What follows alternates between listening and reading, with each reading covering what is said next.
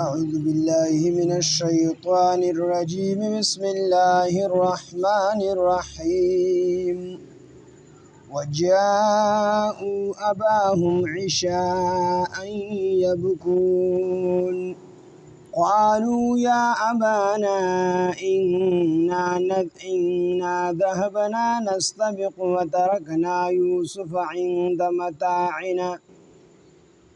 وتركنا يوسف عند متاعنا فأكله الذئب وما أنت بمؤمن لنا ولو كنا صادقين صدق الله العظيم رب اشرح لي صدري ويسر لي أمري واحلل عقدة من لساني يفقه قولي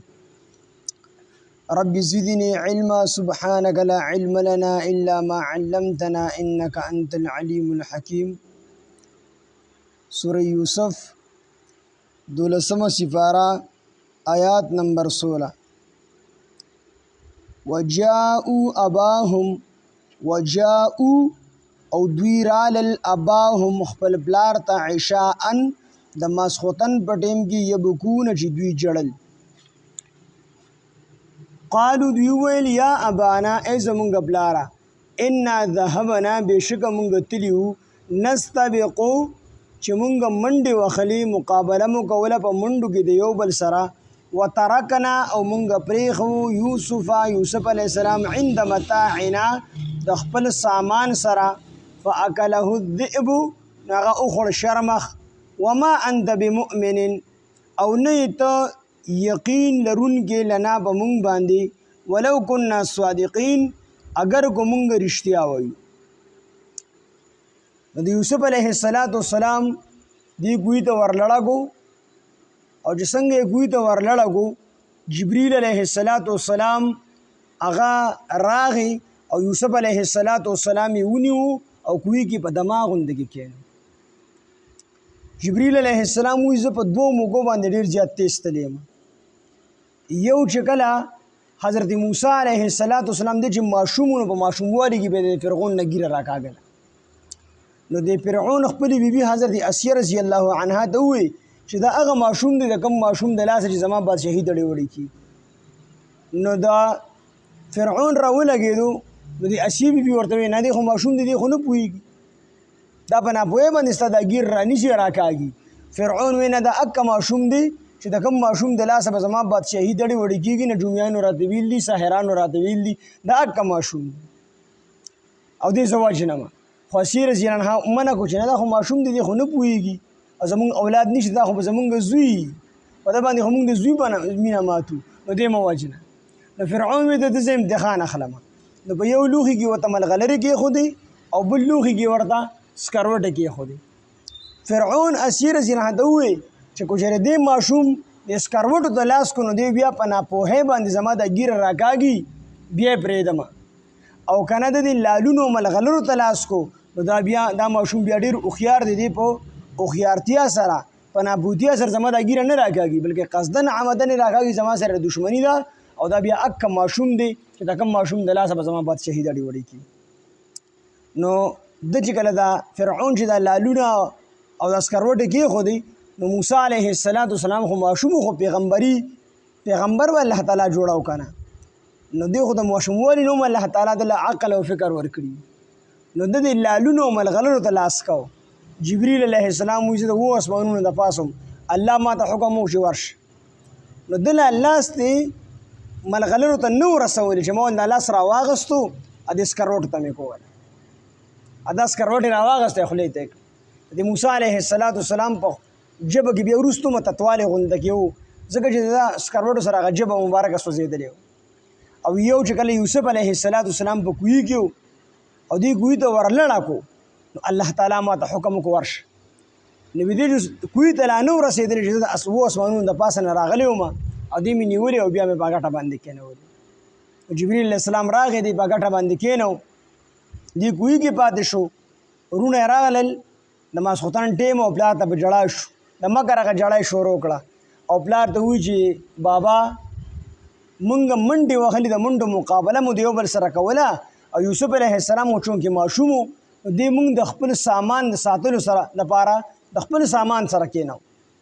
نو مونږ منډې وهلې مقابله مو کوله او چې راتلو نو شرمخ راغی او یوسف علیه السلام یې اوچت کړ ویې ډوران او دې چې کله یوسف علیه السلام د ګوي ته غورځو دا کمیس یې ته وکاږو او بیا په ځنګل کې ځناور مړ کو او کمیس یې په وینو کو چې کوم دی ولړو او بابا له کمیس راوړو چې بابا دا علامت دی یوسف علیه السلام د یوسف علیه السلام کمیس دی خو دلته کې ول الله تعالی ذهن بند کو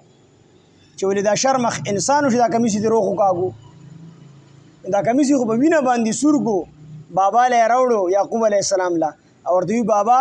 یوسف علیه السلام شرمخ وخړو او دا کمیس ته پاتې شوی دی دا په وینو باندې سور دی په د باندې دا وینه د یوسف علیه السلام لګېدلې ده او دا کمیس ته واخله ته په موږ باندې یقین نه کوي خدای کمیس یعقوب علیه السلام چې کله کمیس داسې اوچت کو نو هغه وفرمیل ورته وی چې دا خو زناورو چې زما بچی خوړو زما بچی ویني کو نو کم سے کم دا کمیس ته هغه زناور اوچت کړی نه دی که نه دی خو د زناور په زور ایست نه دی په طریقه باندې خامخا دا کمیس پشلیدو چې دا کمیس لیدلی نه دی نو معلومه دا شو چې تاسو په خپله باندې وجلې یعقوب علیه السلام ورته وفرمیل دا خبره د یعقوب علیه السلام وکړه او دوی واپس رال بیا به ګرځېده دي کوی خوا ته یو ټیم یې وکتل نو یوسف علیه السلام په کوی کې نشته دي ګیر چاپېره ګرځېدل یوسف علیه دې خو کور ته رالل په دغه ټیم کې یو قافله راله او د قافلې سره خپل مشکي په هغه وخت کې به د اوبو دپاره جدا کس او غونډې قافلې له به اوبه راوړئ نو هغه مشکي چې کله راغی د کوی ته بوکه ورکته کړله نو چې ویې کتل یوسف علیه السلام ورپورې نښتې د بوکه راخېجول د اوبه دي او هغې پورې یوسف علیه السلام نښتې دي هغه چې ولې ډېر زیات خوشحاله شو چغې کړلې چې د زیري وي ما ته خو ډېر ښکلي ماشوم راوختو او غلام د ځان له به په تجارت کې خرڅ کړم ډېره ګټه به راته وشي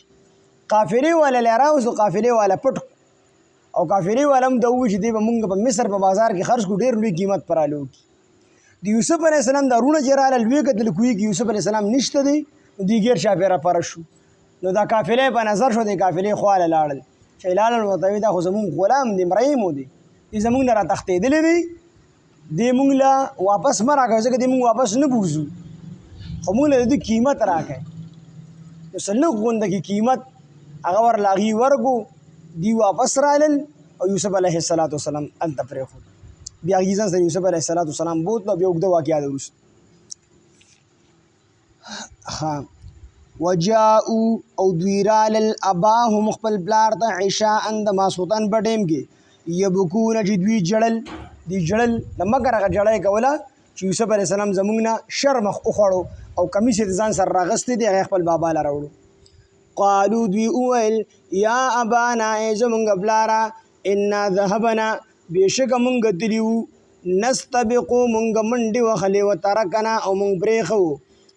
یوسف علیه السلام عند متاعنا د خپل سامان سره خوا کې فاکله الذئب نو وخوړو د لره شرمخ را ولګېدو یوسف علیه السلام یې وخوړو وما انت بمؤمن لنا او نه یې ته په مونږ باندې یقین لرونکې ولو کنا صادقین اگر کو مونږ رښتیا ویونکي یو اگر چې مونږ رښتیا وایو د غل بګیره وي خسي نو دوی د خپله چاړه اوبو کې ښکارېدله چې دا خو مونږ غلط کار کړی دی خو پلار له یقین جوړه وه خو پیغمبر وخت خو د مخکې نه پته وه چې دا شرمخان دی دی به وجنی وجاءو او دوی راوړو د یوسف علیه السلام دی رونو راوړو وجاءو او د یوسف علیه السلام دی رونو راوړه علی قمیصه د دې قمیص باندې بدمن کذب دروغجن وینا نو وجاءو او دوی ولګوله علی قمیصه د یوسف علیه السلام په قمیص باندې بدمن کذب دروغجن وینه په ولګوله یعنې د څاروي هلته کې چې زناور مړ کړو د هغې وینه په دې کمیس باندې ولګوله او د دغه ته راوړو یعقوب علیه السلام ته قال یعقوب علیه السلام وفرمیل بل سولت بلکې د ځان نه جوړه کړې ده لکم ستاسو دپاره انفسکم ستاسو زړونو ستاسو نفسونو امرن دا خبره په اصل کې داسې نه څنګه چې تاسو کوئ دا ستاسو د زړونو ستاسو د بچ کولو دپاره دا خبره جوړه کړې ده چې یوسف علیه السلام شر خوړو، شر مخ نه دی خوړلی، تاسو خوړلی. فصبر جمیل، پس صبر ډیر بهترین چیز دی. والله المستعان د الله نه مدد غواړم علی ما په هغه څه باندې تصفون چې تاسو یې بیانوئ. یعقوب علیه السلام ته پته ولګېده چې دا شر مخ نه دی خوړلی، خو دوی ورته څه نقصان رسولی دی. وجاءت او راله سیارة یو قافله فارسلوا او قافلې والا اولیږو واردهم خپل مشکي خپل اوبو راوړونکي فادلا دلوا نو هغه په کوهي کې بوکه ورته وکړله فادلا پس بوکه ورته وکړله دلوه فادلا ورته وکړه په دې کوهي کې دلوه خپله بوکه قال نو دې مشکي ووی یا بشرا ای زیری دی وی هذا غلام دا خو هلک دی ښکلی هلک دی. یوسف علیه السلام الله تعالی ډېر حسن ورکړی چې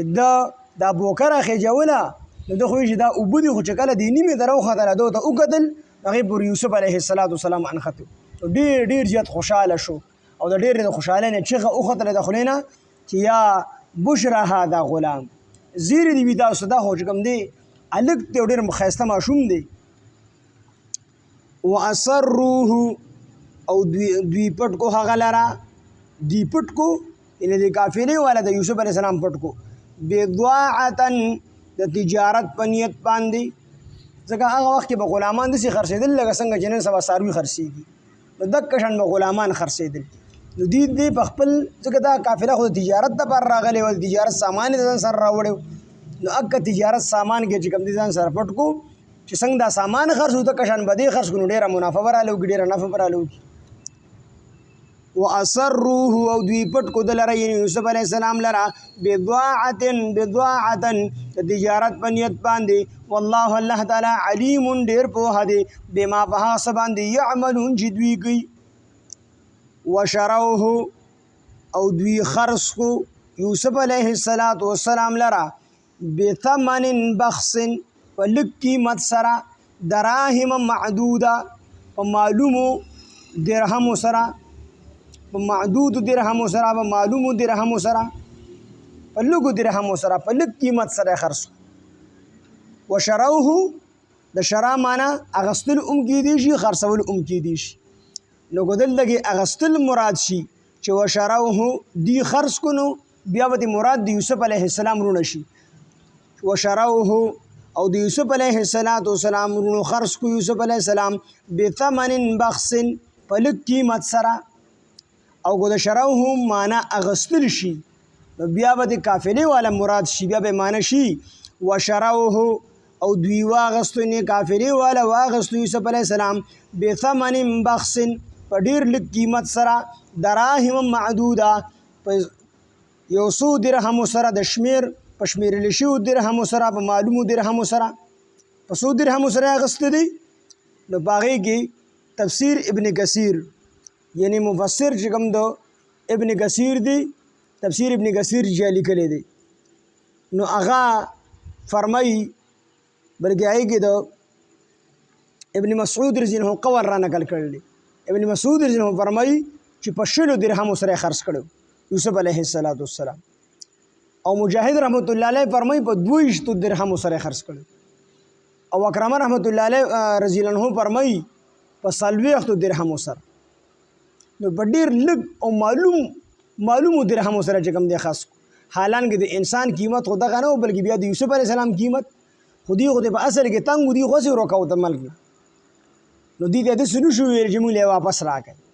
ورته دا غلام دی زموږ نه راتښتېدلی دی، کوټه غلام دی، نو داسې وکړئ چې دی زموږ له دې مه راکوئ، موږ له ده لږ غوندې قیمت راکړئ. نو هغوی ورله لږ غوندې قیمت ورکړو، هغې ته یې واغستو،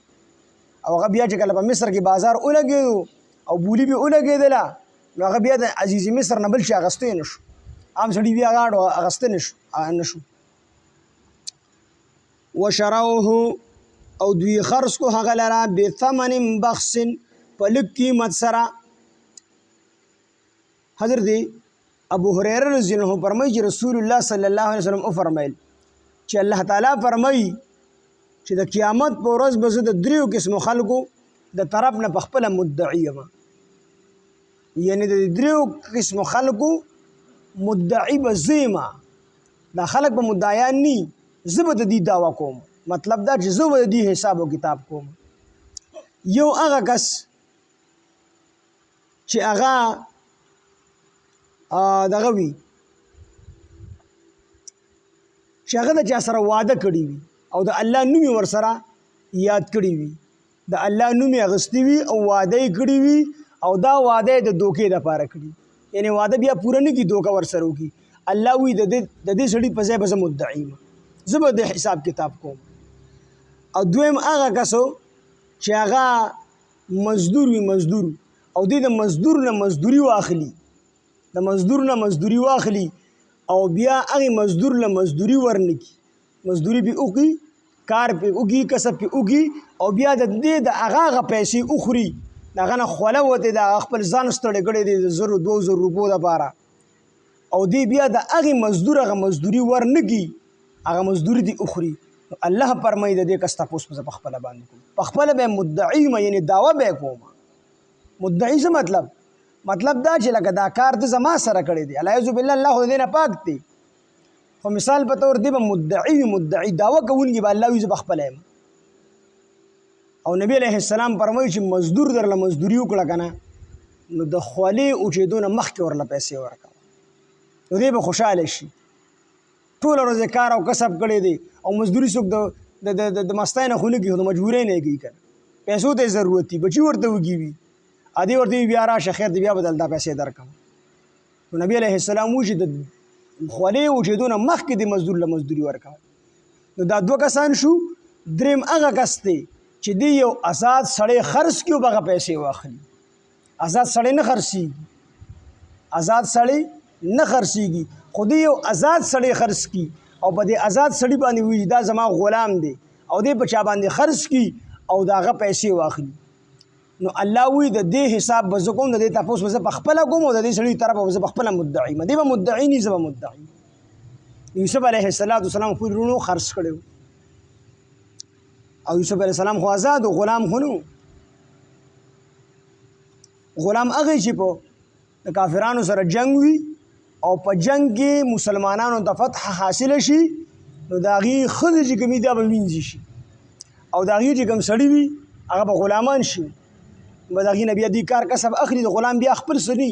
چې څه وي نو هغه د مالکي، دی کو بیا مزدوري کوي نو هغه مزدوري هم د مالکي، نو دی بیا خرڅېږي، دا مالکي بیا خرڅولی هم شي په بل چا باندې. دغه رنګې وینځه ده،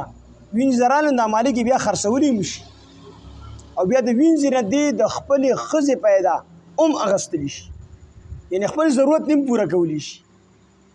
نکاح بغیر د نکاح نه، بغیر د نکاح نه دی د وینځې نه خپل ضرورت پوره کولی شي. ښځې خو انسان د 4 نه سوا نشي ساتلی په نکاح کې په یو ټایم باندې، 4 نه سوا نشي ساتلی، او وینځې په یو ټایم باندې 100 هم ساتلی شي، 200 هم ساتلی شي. ښځې له به مخر ورکوي، وینځې له مخر هم نشته، یا ستا وینځه ده،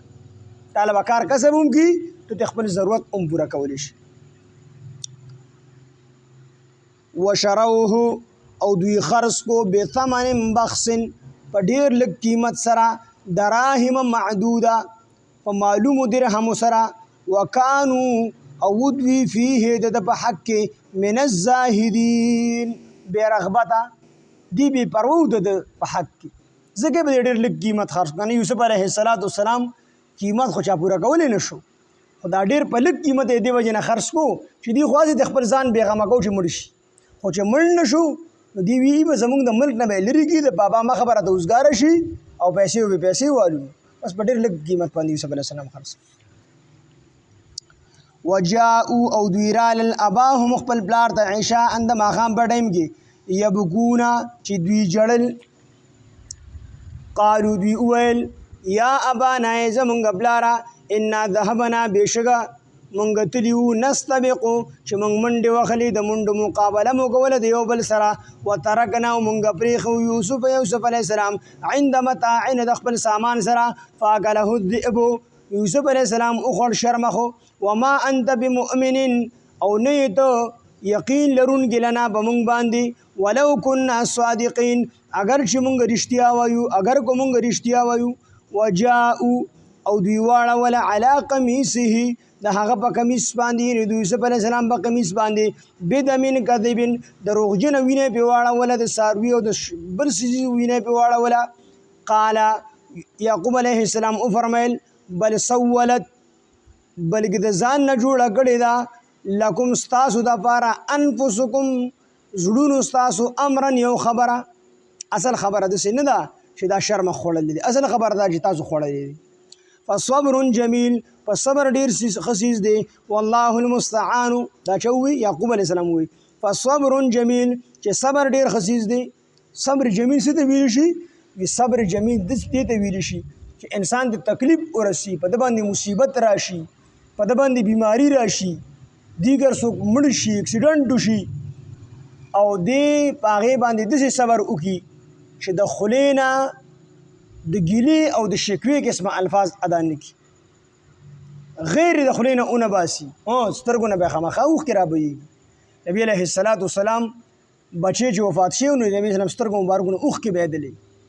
نو نبي اسلام وفرمیل چې زړه جاړي سترګه نه به خامخا اوښکه رابهیږي دا د دې مور او د دې پلار زړه ټوکړی چې بچی مړ شي خامخا به مور او پلار جاړي پلار مړ شو خامخا به بچی جاړي مور مړه شوه خامخا به بچی جاړي خو په دې ژړا کې هغه چغې او په ژړا کې هغه غیر چې یا الله زه دې لیدلی ما بل څوک دې لیدلي نه دي او یا الله دا دې څه وکړو دا قسمه سان دی ویل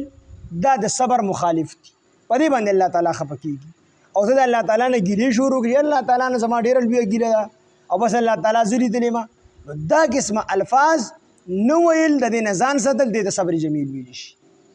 سترګې به خامخا جاړي یعقوب علیه السلام او یوسف علیه السلام په 40 کاله جړلي دي خو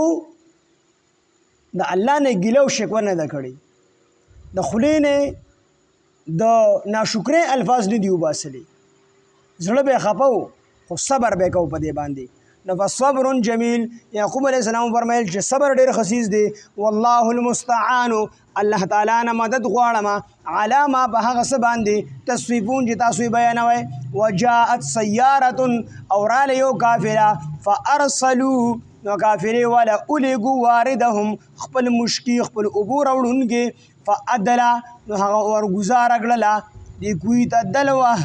خپله بوکه قاله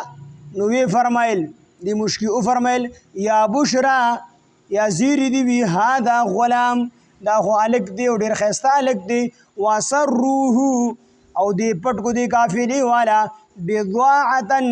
د تجارت په نیت باندې والله الله تعالی علیم ډیر په هدی بما په حساب باندې يعملون چې دوی کوي وشروه او د خرڅ کو به ثمن بخس په ډیر لږ قیمت باندې دراهم معدوده په معلومو درهم باندې وکانو فيه او د یوسف علیه السلام دارونه د یوسف علیه السلام په حق لا من الزاهدین بے رغبت او بے پروا او د یوسف علیه السلام نه وکانو او دوی فيه د یوسف علیه السلام په حق من الزاهدین د بے پرواونه د بے رغبت خلقنا سبحان الله بحمده سبحانك اللهم وبحمدك نشهد ان لا اله الا انت نستغفرك ونتوب اليك سبحان ربك رب العزة عما يصفون وسلام على المرسلين والحمد لله رب العالمين